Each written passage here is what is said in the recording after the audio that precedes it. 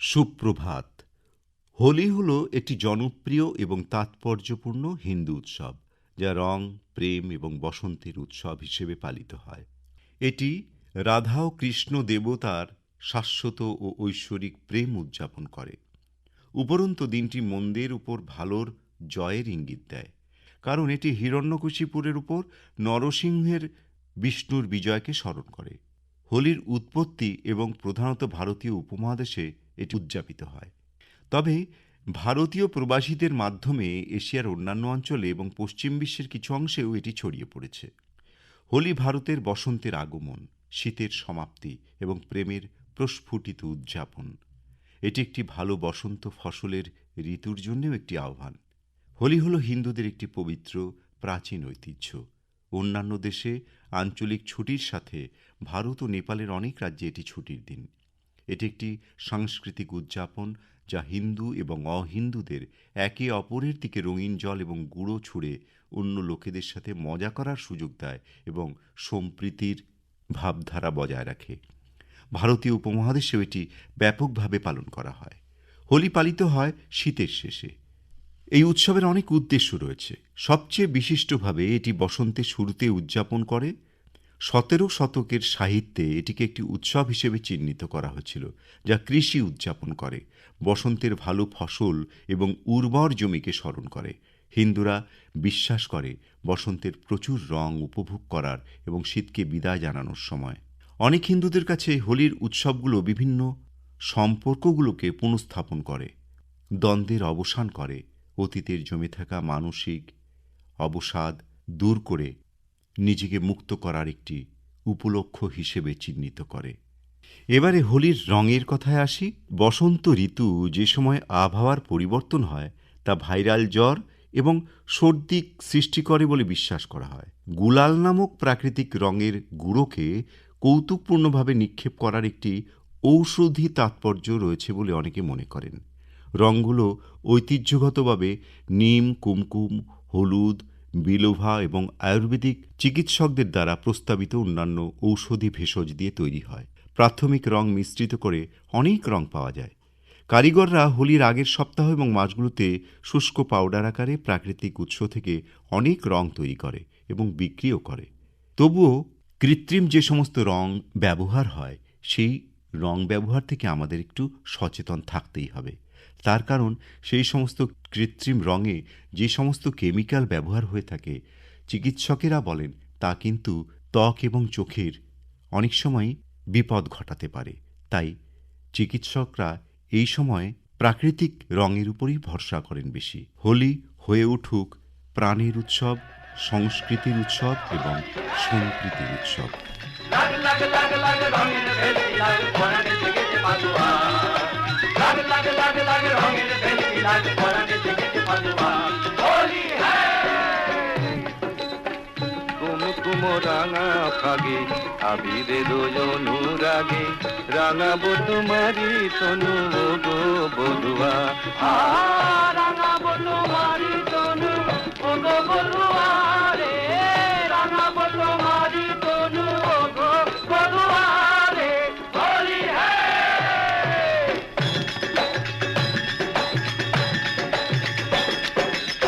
কোনো মানা নাহি মানি রাঙাবো বসন খানি, ভুবনে এসেছে আজি মধু ফাগুয়া। কোনো মানা নাহি মানি রাঙাবো বসন খানি, ভুবনে এসেছে আজি মধু ফাগুয়া।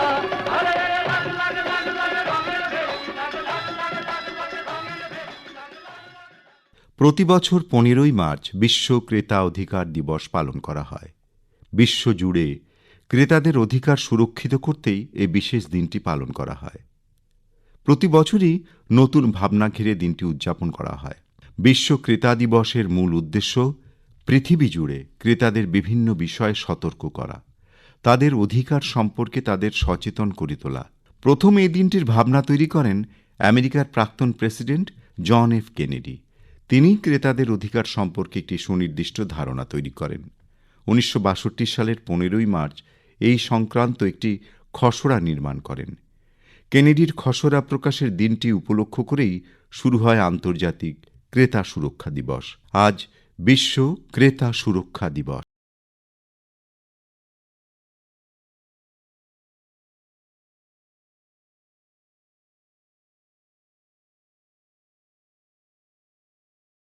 চিঠির বিষয় প্রত্যুষার এ মাস অর্থাৎ মার্চ মাসের চিঠির বিষয় জীবনে রঙের প্রভাব। এ নিয়ে চিঠি লিখেছেন প্রশান্ত দাস, গ্রাম অনন্তপুর, পোস্ট খলিশানি, জেলা হুগলি থেকে। কবির কথায় আজ সবার রঙে রং মেশাতে হবে। প্রকৃতির বিবিধ রূপ রঙের সাথে মানুষের পরিচয় থাক, সম্পর্ক নিবিড় হোক, এটাই কবি চেয়েছিলেন। তাই প্রকৃতির রঙের পরিবর্তন উদযাপনে বিভিন্ন রকমের উৎসবের আয়োজন করতেন কবি। প্রকৃতিকে ভালোবেসে একাত্ম হয়ে বেঁচে থাকার মধ্যেই পাওয়া যায় অপার আনন্দ। জীবনে রং মানেই আমার কাছে বহুবিধ আনন্দ। মনে পড়ে ছোটবেলায় ভারী চশমা থাকার কারণে বাড়ির লোকেরা চাইতেন না আমি রং নিয়ে মাতামাতি করি। পরে যখন নিজে বুঝেছি তখন রং খেলা থেকে নিজেই সরে এসেছি। কিছুটা আবির নিয়ে বড়দের প্রণাম করেছি। তবে রং খেলার আনন্দ উপভোগ করতে আজও দোলের দিন জানালা খুলে অন্যদের রং খেলা দেখি। সে সময় দোলের দিনের একটা বড় আকর্ষণ ছিল বিভিন্ন রঙের মঠগুলি। রঙের সাথে যে মনস্তত্ত্বের একটা সম্পর্ক আছে তা পরে জেনেছি। যেমন যারা রঙিন জামা কাপড় পছন্দ করেন তারা নাকি মনের দিক দিয়ে বেশ হালকা হন, অর্থাৎ যে কোনো পরিবর্তনকে তারা সহজে মেনে নিতে পারেন। তবে দুঃখের কথা এই যে মানুষ যত নগর জীবনে অভ্যস্ত হয়েছে ততই রঙিন পৃথিবী থেকে দূরে সরে গেছে। তাই এখন তাকে মঙ্গল গ্রহে বাসস্থানের জায়গা খুঁজতে হচ্ছে।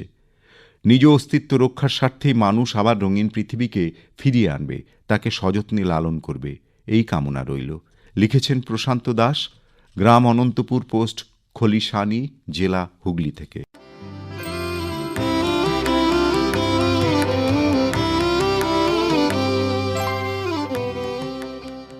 চিত্রা পাল, ডিবিসি রোড, জলপাইগুড়ি থেকে লিখছেন, প্রকৃতি এখন রঙের ছোঁয়ায় মাতোয়ারা। এলো ওই বনান্তে পাগল বসন্ত, শিমুল পলাশ কৃষ্ণচূড়ায় লালের বাহার। শূন্য বৃক্ষ শাখায় শাখায় কচি সবুজ পাতার পদধ্বনি, কোকিলের কুহুস্বরে মুখরিত বন বনানি। এ রঙের ছোঁয়া এখন মানব জীবনেও। রোদের কাছে তালিম নেওয়া জীবনে রঙের কারিকুরি। সে রঙের ছোপ তরঙ্গ তোলে আমাদের জীবন যাপনে। আবাল বৃদ্ধ বনিতা সকলেই এ রংবাহারি খেলায় মেতে ওঠে অলক্ষ্যে। প্রকৃতির রং যে প্রকৃতিজাত আমাদের জীবনেও ছাপ ফেলে যায়, সে রং প্রভাবিত করে আমাদের মননকে। যুগে যুগে কাব্যে সাহিত্যে মেলে সে মনের পরিচয়। কবি সাহিত্যিক রচনা করেন কত গান, কত কবিতা।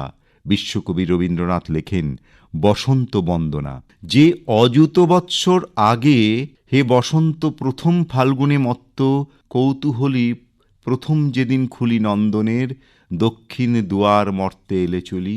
সেদিন হতেই কবি বলেছেন অবগুণ্ঠিত কুণ্ঠিত জীবনে করোনা বিড়ম্বিত তারে। সে রং যেন সকল কর্মে লাগে, সে রং সকল মর্মে লাগে। আমার আপন হারা প্রাণ, আমার বাঁধন ছেঁড়া প্রাণ কখন যেন দেবতাকেও সে রঙের আবির মাখিয়ে আমাদের রঙের সঙ্গী করে নেয়। তাই কখন যেন শ্রীকৃষ্ণও রঙের পিচকারি হাতে মিশে যান আমাদের মাঝে। সে রঙের দোলায় বিশ্ব প্রকৃতি দুলে ওঠে, সে রঙের দোলায় দোলে আমাদের জীবন। প্রেমের জোয়ারে ভেসে যায় সংসার, স্নেহ প্রেম বাৎসল্যে ভরা জীবন রঙিন হয়ে ওঠে সে রঙের প্রভাবে। লিখেছেন চিত্রা পাল, ডিবিসি রোড, জলপাইগুড়ি থেকে।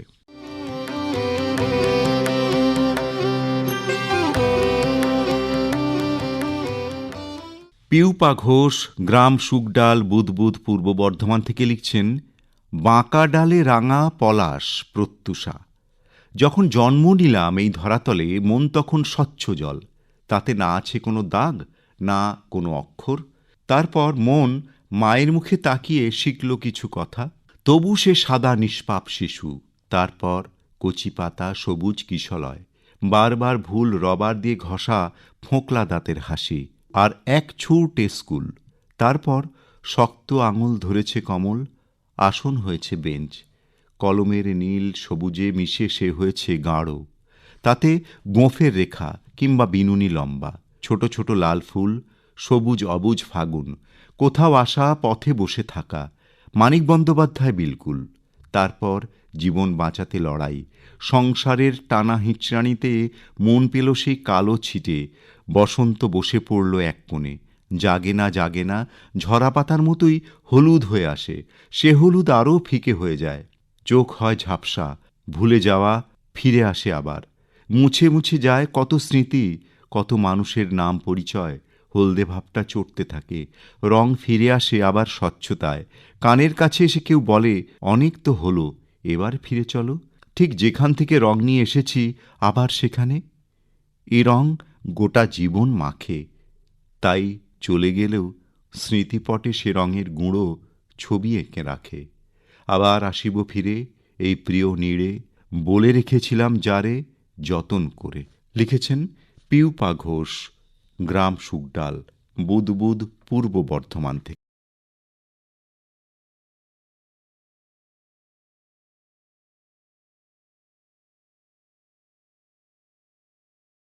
কুমারচন্দ্র পোদ্দারপাড়া পোস্ট গড়বেতা, পশ্চিম মেদিনীপুর থেকে লিখছেন, এই ভরা বসন্তে তোমার বিষয় জীবনের রঙের প্রভাব যথার্থ।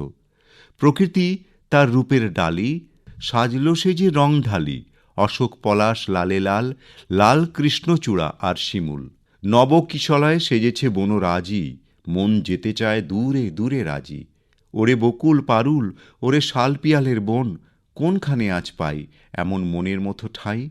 বসন্তের এই পূর্ণিমা রাতে রাধাকৃষ্ণ রং মাখে ফাগুয়াতে, সেই রং অন্তরে যায় চলে, রঙের মদিরতা আজও যায় বলে। পুলকিত মন, উচ্ছ্বসিত মন, রং নিয়ে মন করে উচাটন, রঙের এত গভীরতা দিয়ে যায় নবীনের বারতা। তাই পবিত্র রঙের উৎসবে সকলের হৃদয় আবেশে জড়াবে। সুন্দর হোক রঙের উৎসব হোলি, হৃদয় কম্পিত হোক চিরকালই, তাই রাঙিয়ে দিয়ে যাও যাও, যাও গো এবার যাবার আগে, রাঙিয়ে দিয়ে যাও। রং যেন মোর মর্মে লাগে, আমার সকল কর্মে লাগে, সন্ধ্যাদ্বীপের আগায় লাগে, রাঙিয়ে দিয়ে যাও যাও গো এবার, রাঙিয়ে দিয়ে যাও। সকলের জীবনের রং হোক মন্দ্রিত, বসন্তে সকলেই থাকুক আনন্দিত। লিখেছেন দিলীপ কুমার চন্দ্র, পোদ্দারপাড়া পোস্ট গড়বেতা, পশ্চিম মেদিনীপুর থেকে। প্রত্যুষার মার্চ মাস জুড়ে লিখুন এই বিষয়ে, জীবনে রঙের প্রভাব।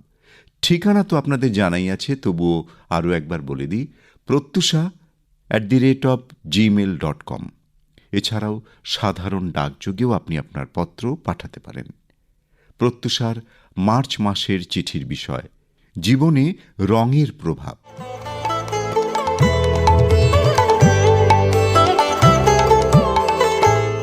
প্রত্যুষা আজ এ পর্যন্তই। প্রত্যুষা আবার আগামীকাল। নমস্কার।